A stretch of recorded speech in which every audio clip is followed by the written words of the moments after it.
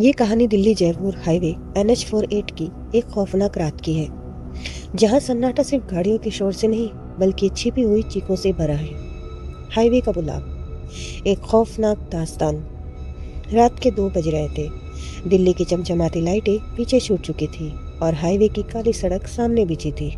समीर अपनी नई SUV चला रहा था। म्यूजिक फुल वॉल्यूम पर था। पीछे की सीट पर राहुल और ईशा गहरी नींद में थे, लेकिन समीर के बगल में बैठी उसकी गर्लफ्रेंड नेहा की आंखों में अजीब सी बेचैनी थी। समीर, गाड़ी थोड़ी धीरे चलाओ ना। ये कोहरा अचानक कहाँ से आ गया? नेहा ने खिड़की के बाहर झांकते हुए कहा। उसकी आवाज में घबराहट साफ थी। समीर ने हंसते हुए स्टीयरिंग घुमाया। अरे नेहा चिल, हाईवे खाली है और हम अगले 2 घंटे में रिजॉर्ट पहुंच जाएंगे। डर मत। तभी हेडलाइट की रोशनी में सड़क के किनारे एक साया दिखाई दिया। सफेद लिबास में वह लड़की खड़ी थी। उसके लंबे काले बाल चेहरे पर घिरे हुए थे और वह हाथ हिलाकर लिफ्ट मांग रही थी। जैसे जैसे कार पास आई, उसकी खूबसूरती देख समीर के पैर खुद ब खुद ब्रेक पर पड़ गए। समीर, इतनी रात को यहाँ? ये कितनी सुंदर है। नेहा। समीर, रुकना मत। इस सुनसान रास्ते पर ये लड़की अकेली क्या कर रही है? मुझे ठीक नहीं लग रहा। गाड़ी भगाओ। समीर ने नेहा की बात अनसुनी कर दी। जैसे ही कार रुकी, उस लड़की ने शीशा खटखटाया। उसकी आंखें बड़ी और गहरी थी, जिनमें एक अजीब सी चमक थी। अजनबी लड़की। मेरी गाड़ी खराब हो गई है, क्या आप मुझे आगे मोड़ तक छोड़ देंगे? मुझे बहुत डर लग रहा है। नेहा ने समीर की आंखों में देखा। समीर की पुतलियां अजीब तरीके से फैल गई थी। वह जैसे किसी गहरी नींद में जा चुका था। नेहा। समीर, मेरी तरफ देखो। हम इसे नहीं बिठा सकते समीर। समीर बिना पलक झपकाए मशीनी अंदाज में। नेहा, वो परेशान है, हम उसे ऐसे नहीं छोड़ सकते। बैठ जाओ मिस। लड़की पीछे राहुल और ईशा के बीच बैठ गई। जैसे ही वह अंदर आई, कार का तापमान अचानक गिर गया। ईशा की नींद खुल गई और उसने कांपते हुए अपने कंधे सुकेड़ लिए। ईशा, इ, इतनी इतनी ठंड अचानक कैसे हो गई? समीर गाड़ी चलाने लगा, लेकिन उसकी नजरें बार बार रिवर व्यू मिरर पर उस लड़की पर टिकी थी। नेहा का दिल जोर जोर से धड़क रहा था। उसने चुपके से नीचे झुककर उस लड़की के पैरों की तरफ देखा। उसके गले से एक दबी हुई चीख निकल गई। लड़की के पैर सीधे नहीं थे, उसके पंजे पीछे की तरफ मुड़े हुए थे और टखनों के पास की खाल सड़ी हुई और काली थी। नेहा। समीर, समीर नीचे देखो। इसके पैर। समीर, खड़े रुको। जैसे ही नेहा ने शोर मचाया, उस लड़की के चेहरे की मासूमियत गायब हो गई। उसके चेहरे पर एक शैतानी मुस्कान आ गई। उसकी गर्दन अचानक 180 डिग्री घूम गई और वह सीधे नेहा को देखने लगी। पिछल पैरी। अब बहुत देर हो चुकी है नेहा। समीर अब मेरा है। राहुल, ये क्या है? समीर, ब्रेक मारो। समीर कुछ नहीं सुन रहा था। उसकी आंखें पूरी तरह सफेद हो चुकी थी। गाड़ी की रफ्तार 140 के पार पहुंच चुकी थी। अचानक पिछल पैरी ने अपने लंबे नुकीले नाखून ईशा की गर्दन पर गड़ा दिए। ईशा की चीख पूरी कार में गूंज उठी, लेकिन खिड़कियों के बाहर वह आवाज कोहरे में दफन हो गई। नेहा, छोड़ दो हमें प्लीज। पिछल पैरी ने अपना हाथ समीर के कंधे पर रखा। समीर ने अचानक जोर से हंसना शुरू कर दिया। वह हंसी उसकी अपनी नहीं थी। समीर, आज इस हाईवे को नया खून मिलेगा। नेहा, तुम सब मेरे साथ चलोगे। तभी समीर ने अचानक स्टीयरिंग को एक तरफ झटक दिया।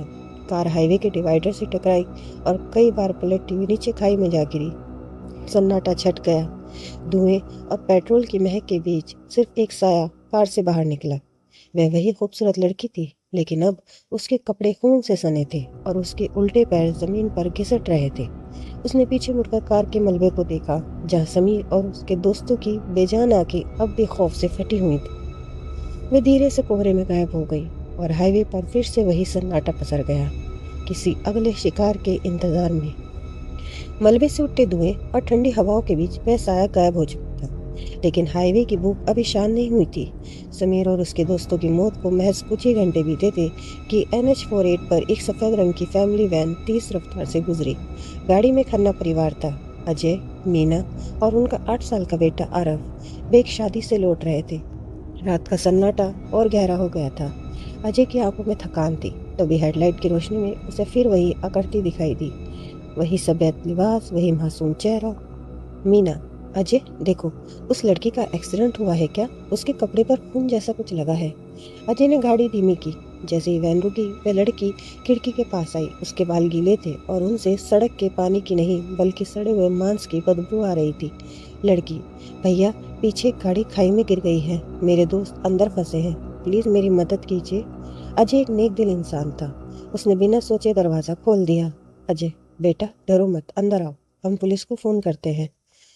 वह लड़की वैन की पिछली सीट पर आरव के बगल में बैठ गई। आरव जब तक गेम खेल रहा था अचानक जम गया। उसे अपने बगल में बर्फ जैसी ठंडक महसूस हुई। आरव, मम्मी, दीदी की खुशबू बहुत गंदी है, जैसे कुछ मर गया हो। लड़की, मरी तो मैं बहुत पहले थी छोटे, अब तो बस प्यासी हूँ। मीना ने चौंक कर पीछे देखा। लड़की का चेहरा अब बदल रहा था। उसकी त्वचा पीली पड़कर फटने लगी थी।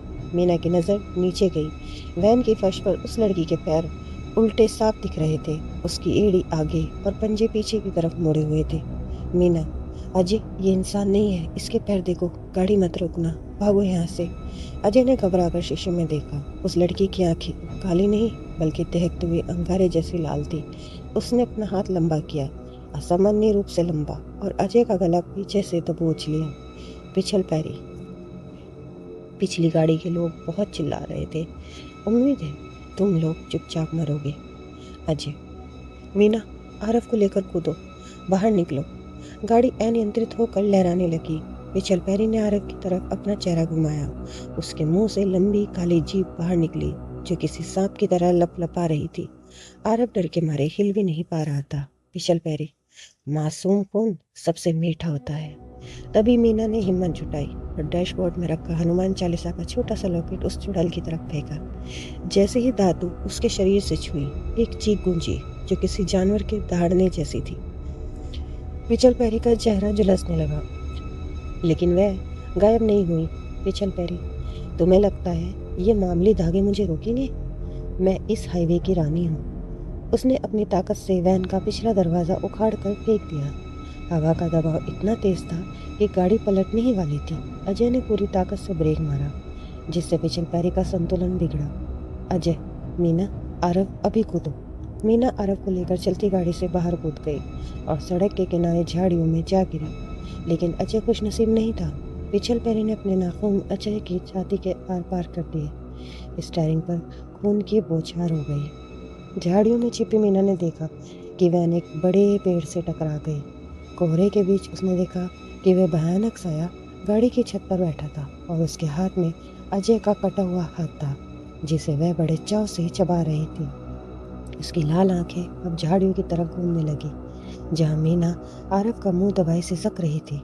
कोहरे की चादर और गहरी हो गई थी। मीना झाड़ियों के बीच आरव का मुंह दबाए पत्थर बनी बैठी थी।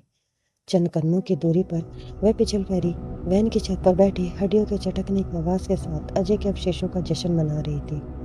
अचानक उसने खाना बंद कर दिया और अपनी लंबी गर्दन 180 डिग्री घुमाकर मीना की दिशा में सूंघा। उसकी लाल आंखें अंधेरे में अंगारों की तरह चमक उठी। वह धीरे से छत से नीचे उतरी। उसके उल्टे पैर सड़क पर घसीटते हुए एक अजीब सी चरचर की आवाज कर रहे थे। पिछल पैरी, छिपने से मौत नहीं टलती मीना। तुम्हारे मासूम बेटे के दिल की धड़कन मुझे किसी संगीत की तरह सुनाई दे रही है।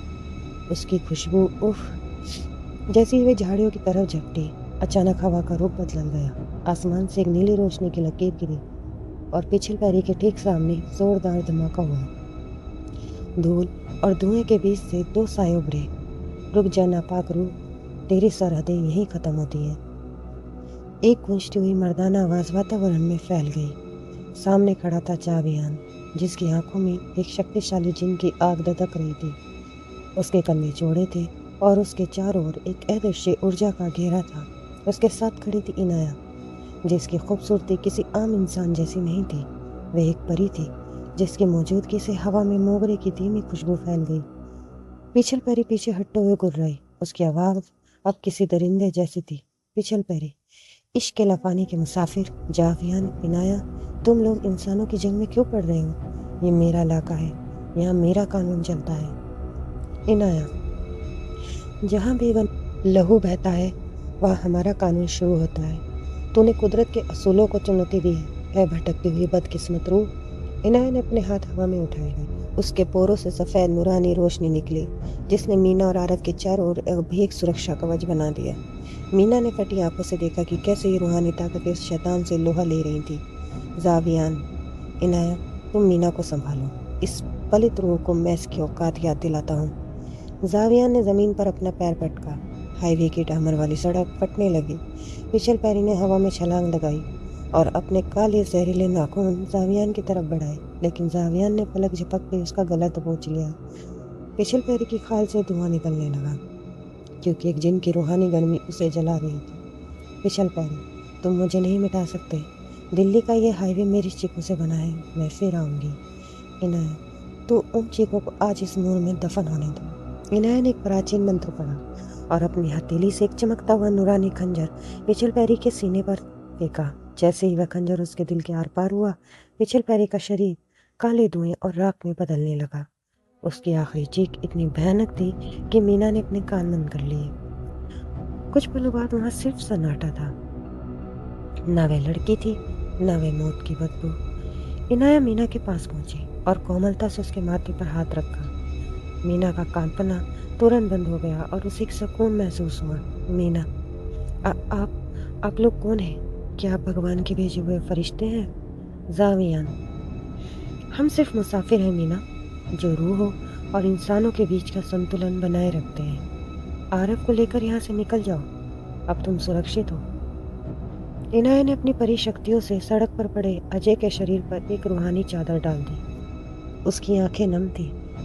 इनाया, इश्क और रूहानियत की इस जंग में बहुत कुछ खोना पड़ता है मीना, लेकिन याद रखना, अंधेरा चाहे कितना भी गहरा हो, नूर उसे मिटा ही देता है। पलक झपकते ही जावियान और इनाया कोहरे में ऐसे ओझल हो गए जैसे वो कोई सुंदर सपना थे। दूर से पुलिस के सायरन की आवाज़ आने लगी और सुबह की पहली सुनहरी किरण ने उस खूनी हाईवे को छुआ, जिससे सारा खौफ हवा में उड़ गया। पिछल पैरी की राख अभी ठंडी भी नहीं हुई थी कि जावियान ने अपनी जलती हुई हथेलियों से उस मलबे को टटोला। उसकी आंखों में देखते कोयले जैसे लाल चमक उठी। उसने इनाया की ओर देखा और गंभीर आवाज में कहा, इनाया, ये रूह अकेली नहीं थी। इसके वजूद पर किसी ने काली स्याही से गुलामी के मंत्र लिखे थे। कोई है जो पुरानी दिल्ली की कोख में बैठकर इन शैतानों को पाल रहा है। इनाया ने अपने चारों ओर फैली रूहानी रोशनी को समेटा और उसकी आंखों में चिंता की लकीरें उभर आई। उसने महसूस किया कि हाईवे की इस खौफनाक रात के पीछे गहरा और पुराना षड्यंत्र है। इनाया ने हवा के रुख को पहचाना और धीमी आवाज में बोली, जावियान, मुझे सड़े हुए मांस और पुराने तांत्रिक मंत्रों की गंध आ रही है। वह साया पुरानी दिल्ली के उस हिस्से में है जहाँ सदियों से सूरज की रोशनी नहीं पहुंची। अपनी दुनिया से बेदखल किए गए ये दो प्रेमी, एक आतिशी जिन और एक नूरानी परी, पलक झपकते ही कोहरे में विलीन हो गए और दिल्ली के उन तंग रस्तों पर जा पहुंचे जहाँ खौफ का साम्राज्य था। वह एक विशाल जर्जर खंडर के सामने खड़े थे, जिसके पत्थर खून जैसे गहरे लाल रंग के हो चुके थे। बावड़ी के गहरे सन्नाटे को चीरते हुए अंदर से एक भयानक अट्टहास गूंजा, जावियान, इनाया, आखिर तुम दोनों खुद अपनी मौत की तलाश में आ ही गए। वह आवाज तांत्रिक भोपाल की थी, जिसने अपनी उम्र बढ़ाने के लिए पिछल पैरी जैसे सैकड़ों रूहों को हाईवे पर शिकार के लिए छोड़ रखा था। भोपाल का चेहरा आधा सड़ा हुआ था और उसके गले में इंसानी हड्डियों की माला लटक रही थी। उसने जमीन पर अपना काला डंडा पटका और अचानक बावड़ी के गंदे पानी से हजारों कटे हुए हाथ रेंगते हुए बाहर निकलने लगे। वह हाथ उन बदकिस्मत मुसाफिरों के थे जिन्हें समीर और अजय की तरह उस पिछल पैरी ने मौत के घाट उतारा था। जावियान के शरीर में आग की लपटें निकलने लगी। उसका चेहरा गुस्से से भयानक हो गया। उसने चिल्लाकर कहा, तेरी ये गंदी जादूगरी आज खत्म होगी भोपाल। जावियान ने एक शक्तिशाली मंत्र पढ़ा और उसके हाथों से निकलते ही आग ने उन रेंगते हाथों को भस्म करना शुरू कर दिया। लेकिन इनाया जानती थी कि असली शक्ति उस बावड़ी के नीचे छिपे एक काले कलश में है। उसने अपने नूरानी पंख फैलाए और कुएं की गहराई की ओर गोता लगाया। भोपाल ने काली धुन छोड़ी जो इनाया के पंखों को झुलसाने लगी, लेकिन इनाया का संकल्प अडिग था। कुएं के तल में इनाया को वह कलश मिला जो धड़कते हुए दिल की तरह आवाज कर रहा था। ऊपर जावियान उस तांत्रिक की शैतानी सना को रोक रहा था। उसका शरीर धीरे धीरे कमजोर पड़ रहा था क्योंकि वह इंसानी दुनिया में अपनी पूरी ताकत का इस्तेमाल नहीं कर पा रहा था।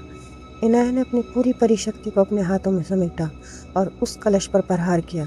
जैसे ही कलश टूटा, एक जोरदार धमाका हुआ और पूरे खंडर में उन रूहों की चीखें गूंज उठी जो आज़ाद हो रही थी।